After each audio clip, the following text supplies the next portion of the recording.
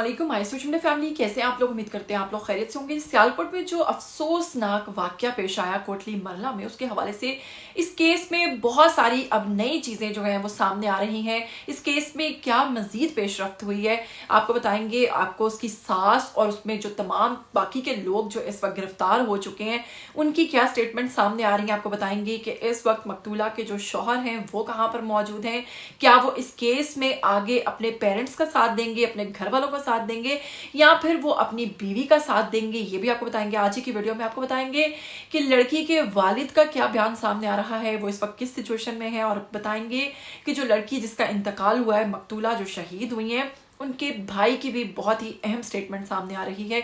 इस हवाले से आपको कि उनका जो एक ही इकलौता बेटा है शयान, जो कि इस मकतूला का बेटा है, वो भी दिखाएंगे आपको आज के वीडियो में। और आपको बताएंगे कि इस केस में जो इसके मोहल्लेदार हैं उनके सुगरा बीबी के बारे में, जो कि इनकी सास थी, उनके बारे में क्या ख्यालात हैं। और आपको ये भी बताएंगे कि सुगरा बेबी यानी कि जो सास थी जिन्होंने इनका कत्ल किया अपनी बहू का, इसने पहले भी 2 कत्ल किए हैं। वो कौन से कत्ल हैं और उसके हवाले से भी आपको बताने वाले हैं आज की वीडियो में। लेकिन अगर आप लोग चैनल पर नए हैं तो जल्दी से चैनल को सब्सक्राइब कीजिए, बेल आइकन को प्रेस कीजिए, आने वाली वीडियोस के बारे में आपको पता चलता रहना चाहिए। तो चलिए बिना वक्त को ज़ाया किए हम बताएंगे। अगर आज की पहली खबर की बात करें तो मैं आपको यहाँ पर बताने वाली हूँ। सबसे पहले हम यहाँ से शुरू करते हैं कि आप लोग जानते हैं कि सियालकोट डस्का के एक नवाही गांव, जी हाँ, कोटली मरला की बात करें तो वहां पर एक बहुत ही अफसोसनाक वाकया पेश आता है, जिसमें देखा गया कि एक पुलिस वाले जिनका नाम शब्बीर है, उनकी बेटी को उनकी सास और अब मुबैना तौर पर कहा जा रहा है कि उनकी 2 नंदे, एक यास्मीन और एक सबा की जानिब से शदीद तशद्दुद का निशाना बनाने के बाद उसके टुकड़े किए जाते हैं और वो टुकड़े गंदे नाले में फेंक दिए जाते हैं। तो आपको बताएंगे कि अब ये तमाम मुल्जिमान जो हैं गिरफ्तार हो चुके हैं। और इस केस में जैसा कि पता चला था कि जो शख्स इन्होंने जो जल्लाद बुलाया था लाहौर से, इस चीज़ को स्पेशल हायर किया गया था और उसको 10,000 रुपये जैज़ कैश भी करवाया गया था। इस सारे मामले में वो तमाम जो चीज़ें लेकर आया उसके लिए भी उसको जो 10,000 की रकम दी गई थी, उसको लालच दी गई थी कि तुम्हें इटली भिजवा देंगे, क्योंकि नंद जो यास्मीन थी जिसने इस केस में जो मरकजी मुलजिम है उसके शौहर इटली होते हैं। तो जनाब इसी चीज़ की लालच दी थी। अब मुबैना तौर पर एक चीज़ और सामने आ रही है। इन्वेस्टिगेशन से पता चल रहा है कि जो शख्स है नवीद, जो कि लाहौर से इस मकसद के लिए बुलाया गया था, आप लोग खुद समझदार हैं, कोई भी शख्स किसी की इतनी बड़ी चाल में या इतनी बड़ी साजिश में कैसे आ सकता है। तो जनाब उसकी वजह मुबैना तौर पर बताई जा रही है कि उसका सास और नंद के साथ वो दोनों का आशना था और दोनों के साथ इस किस्म के ताल्लुकात थे, जिसकी वजह से वो इनकी बात मान गया और उसको एक झांसा दिया गया था इटली भिजवाने का। फिर आपको बताएंगे कि इस केस में अब जो वालिद की स्टेटमेंट सामने आई है, उन्होंने बताया है कि असल में ये लड़की की सगी खाला है, ये मुझसे रिश्ता मांगती थी, इसकी 7 बेटियां और इकलौता बेटा है जिसका नाम आप लोगों को पता है कदीर है। कदीर एक बहुत ही अच्छा लड़का था, अपनी बीवी से बेहद प्यार करता था। हमने सोचा चलो अपनी है, बहन है, खाला है, तो अपनों में रिश्ता करना बेहतर होगा। हमने अपनी इकलौती बेटी जो कि 2 भाइयों की बहन है, जारा जिसका नाम है, हमने उसका रिश्ता कर दिया खाला की तरफ और सगी खाला के घर उसको रुखसत कर दिया। अब बताया ये जाता है कि जो लड़की की सास है यानी कि सुगरा बीबी, इनकी रिप्यूट थी वो इनके गांव कोटली मरला में इंतहाई ख़राब थी। जहां ये रहती हैं वहां इर्द गिर्द इनके तमाम अपने ही लोग रहते हैं, अपने ही रिश्तेदार रहते हैं।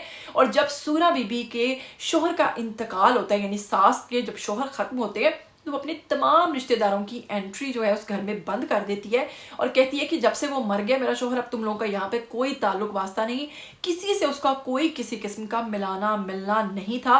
वो इंतहाई सख्त तबीयत की और बताया ये भी जा रहा है कि वो काले जादू की भी शिकार थी। वो काला जादू बहुत ज़्यादा करती थी अपनी बेटियों के साथ मिलकर। अब आपको बताएंगे कि इसकी 2 बेटियां जो कोटली मरला में ही शादीशुदा थी, जिसमें से एक का नाम यास्मीन है और दूसरी का नाम सबा है। बताया जा रहा है कि उस दिन इस तमाम वाक़े में उनको भी बुलाया गया था और उनके 2 बेटे जो थे अब्दुल्ला और एक बच्चा और भी है, वो भी इस चीज़ के अंदर मुलव्विस पाए गए हैं। वो भी उस वक्त उसी घर में मौजूद थे। मजीद आपको बताएंगे कि इसकी अपनी बेटी यानी कि सुगरा बीबी की जो अपनी बेटी थी जिसका नाम दिलावेज बताया जा रहा है, बताया जाता है कि उसने गांव के ही एक लड़के से निकाह कर रखा था जो कि इन्हीं का रिश्तेदार था, और वह निकाह करने के बाद इसने अपनी बेटी को एक सेब खिलाया था, जिस सेब में इसने पॉइजन इंजेक्ट किया था, और उसको सेब को खाने के बाद उस लड़की का भी इंतकाल हो गया था। उस पर किसी ने आवाज नहीं उठाई, लिहाजा वो केस दब गया और इसको ये इन चीजों की आदी हो गई। इसके अलावा एक बच्चा था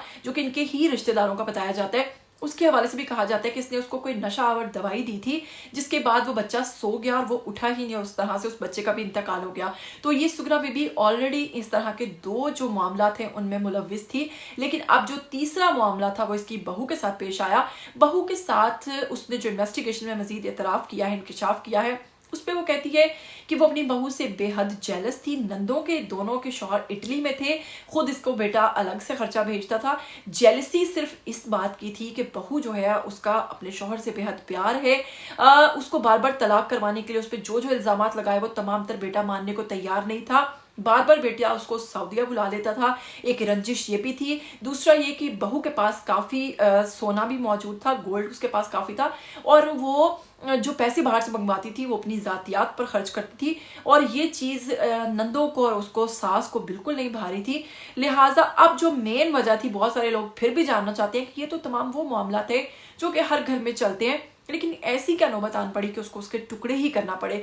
तो यहाँ पर एक और वजह यह भी थी कि बीवी अपनी जो ज़ारा थी अपने शौहर से अपने हालात के बारे में अब बहुत ज़्यादा बात करना शुरू हो गई थी कि घर के मामलात ये चल रहे हैं, घर में गैर किस्म की सरगर्मियाँ हो रही हैं और गैर अखलाकी किस्म की हरकत हो रही हैं।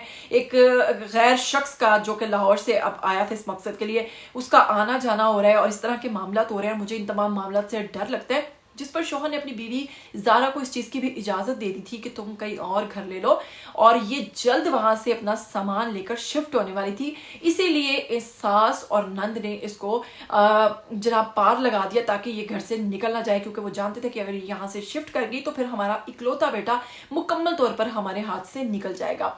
अब जनाब बाप की जो स्टेटमेंट सामने आ रही है, बाप गम से निढाल है। बाप कहते हैं कि शुक्र है मेरी बेटी ज़ारा की वालिदा जिंदा नहीं, अगर वो ये तमाम मामला देखती तो वो बेटी के साथ ही रुखसत हो जाती, आज वो कभी भी जिंदा ना रह पाती अगर उसको ये मामला पता चलते।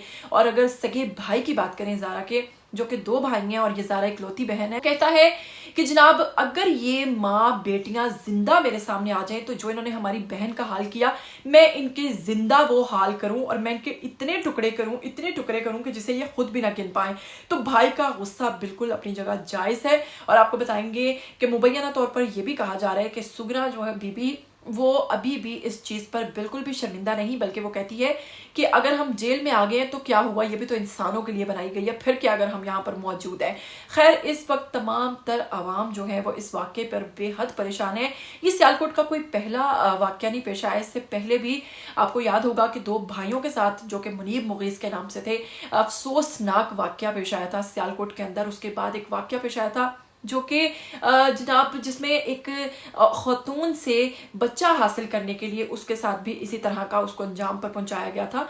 वो भी एक बहुत ही अफसोसनाक वाक़या सियालकोट के अंदर पेश आया था। फिर उसके बाद एक वहाँ के मैनेजर थे फैक्ट्री के, उनके साथ एक बहुत ही अफसोसनाक वाक़या पेश आया। और अब उसके बाद ये वाक़या जो आया है पेश, ये भी तारीख़ का बदतरीन वाक़या है, जिसमें आप जितना कहें, जितनी मजम्मत करें कम है। और बताएं आपको कि इनके घर के बाहर जो कैमरास मौजूद थे, हमसाओं ने कहा है कि ये घर के फ्रंट वाला जो दरवाज़ा है वहाँ से नहीं लेकर गए, बल्कि ये घर की बैक साइड से उसको लेकर जाते रहे हैं, और वो बोरियों में डालकर, ताकि किसी भी कैमरे में ये तमाम सीन रिकॉर्ड ना हो सके।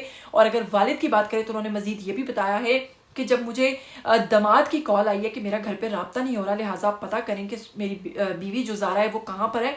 वालिद कहते हैं कि जब मैं इनके घर पर गया हूँ तो ज़ाहिर है वो पुलिस वाले थे, और पुलिस वालों के पास आपको पता है कि एक सेंस ज़्यादा ही होती है। वो कहते हैं कि जब मैं वहाँ पर गया हूँ, सुबह सुबह का टाइम है और मैं देख रहा हूँ कि यहाँ पर काफ़ी रश है, ऑलरेडी सारी नंदे उनके बेटे घर पे मौजूद है। शक तो मुझे उसी लम्हे हो गया था, और दूसरा शक इनके वालिद को तब गुजरा जब उन्होंने देखा कि पूरे घर को सुबह के वक्त इस तरीके से धोया हुआ था कि वो इतना साफ सुथरा दिखाई दे रहा था। आपको पता है कि इन मामलात में जब घर पे टेंशन हो तो इतना ज़्यादा घर की सफाई सुथराई पे कोई ध्यान नहीं देता। वालिद कहते हैं कि मुझे तभी शक गुजर गया कि इतनी सफाई सुथराई के पीछे कोई वजह है, और मैंने पहले जाते ही उनको कह दिया कि आप लोगों ने मेरी बेटी को ठिकाने लगा दिया, जिस पर उन्होंने कहा कि क्या तुम हम पर शक कर रहे हो। उसके बाद मैं उसके कमरे की तरफ गया और मैंने चीज़ों को उठा कर देखना शुरू किया। जिस पर उन्होंने मुझे कहा कि तुम्हारी बेटी आशना के साथ भाग गई है, हम पर शक करने की ज़रूरत नहीं है। इतनी कम वक्त और इतनी ढीठ माँ बेटी थी कि यहाँ तक भी वो नहीं डरी। उसके बाद इन्वेस्टिगेशन के लिए जब इनको बुलाया गया है तो बाप ने कहा, उस वक्त भी पुलिस ने कोई ख़ास इन पर शक नहीं हुआ, इनको छोड़ दिया था दोनों ख़वातीन को। उसके बाद बाप ने कहा, क्योंकि वो खुद एक पुलिस वाला था, उसने कहा कि ये जो 2 बच्चे हैं, मेरे मुताबिक आप इनको इन्वेस्टिगेट करें, जो कि नंदों के बेटे हैं। तो फिर जब उनको किया गया है तो उन्होंने इस चीज़ का इतराफ़ किया कि हम तो अपनी नानी के साथ ये तमाम चीज़ें जो हैं वो फेंक कर आए हैं गंदे नाले में, और गंदे नाले में ये तमाम चीज़ें हम गिरा आए हैं। उसके बाद फिर मकतूला की जो सास है ये वहाँ पर गई हैं, वहाँ पर तमाम चीज़ों की रिकवरी हुई है और ये केस जो है ये मज़ीद आगे बढ़ा है। क्या कहना चाहेंगे इस केस के हवाले से? फ़िलहाल अभी के लिए इतना ही। इस केस में जैसे जैसे मज़ीद पेशरफ्त होती जाएगी आपको बताते जाएंगे। मुझे दीजिएगा इजाज़त। Till then take care. अल्लाह हाफ़िज़।